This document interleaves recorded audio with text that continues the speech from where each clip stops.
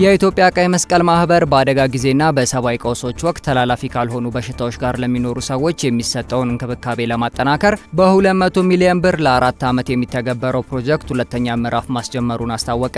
ማህበሩ ከዴንማርክ ቀይ መስቀል ጋር በመተባበር ያስጀመረው ፕሮጀክቱ የሚተገበረው ከኖቫ ኖርዲስክ ፋውንዴሽን በተገኘ የገንዘብ ድጋፍ እንደሆነ አስታውቋል። ፕሮጀክቱ ተላላፊ ያልሆኑ በሽታዎችን የመከላከል የምርመራ፣ የሪፈራል ስርዓት፣ የህክምና ክትትል ስራዎችን ለማሻሻል ያለመ እንደሆነም ተገልጿል።